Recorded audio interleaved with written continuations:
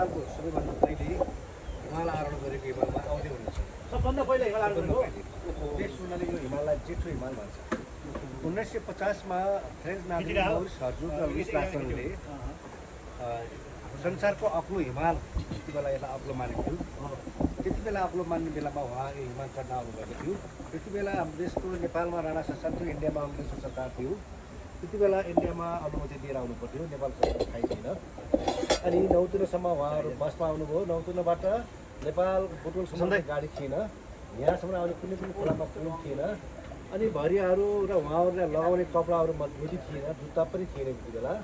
र हिमाल चढ्नको लागि अक्सिजनको ग्यासको पनि विकास भइसकेको थिएन, त्यसको ट्रेनको राम्रो ट्रेनको व्यवस्था पनि भएको थिएन। तै पनि उहाँहरू फ्रान्समा नेपालको अग्लो हिमाल, संसारको अग्लो हिमाल अन्नपूर्ण हो भनेर उहाँ प्रचार भयो र उहाँहरू हिमाल चढ्न आउनुभयो। र 4 महिना लागेर बुटवलदेखि यहाँसम्म 4 महिना लागेर हिमाल चढ्नुभयो। तर 1950 जुन 3 उहाँ हिमाल चढ्नुभयो, त्यही दिनलाई हामीले आदेश बनाएर गएको साल 75औं हिमाल आरोहण गरेको दिवस मनायौँ। यो साल 76औं आरोहण दिवस मनाउँदैछौँ। गएको साल हामीले विविध कार्यक्रम साथ मनाएको भने यो साल पनि हामीले विविध कार्यक्रम साथ ल्याउँदैछौँ। 20 गते हाम्रो माथि बेसकामबाट तल गाउँसम्म हाम्रो म्याराथन दौड छ। यो हाम्रो धौलागिरीमा पहिलो म्याराथन दौड हो, पहिलो गएको सालदेखि सुरु भएको छ। र यो हिमाल मौरिस हर्जोगले 1950 मा चढ्नु पर्यो। 1951 मा उहाँले एउटा किताब लेख्नुभयो, द अन्नपूर्ण भन्ने किताब, त्यो भित्र छ। त्यो किताब तपाईँलाई देखाउला। त्यो किताब लेखेपछि त्यति बेला संसारको सबभन्दा धेरै बिक्री हुने किताब बाइबल थियो।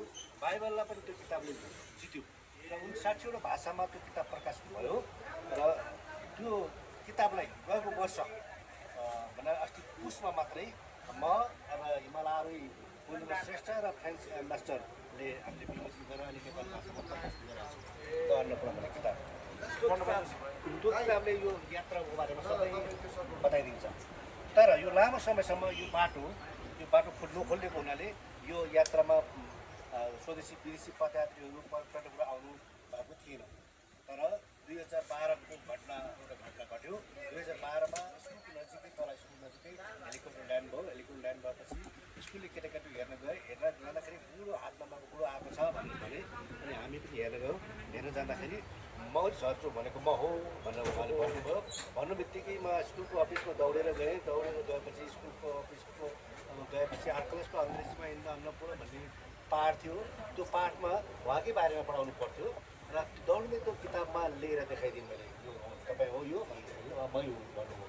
अनि तर भावुक हुनुभयो।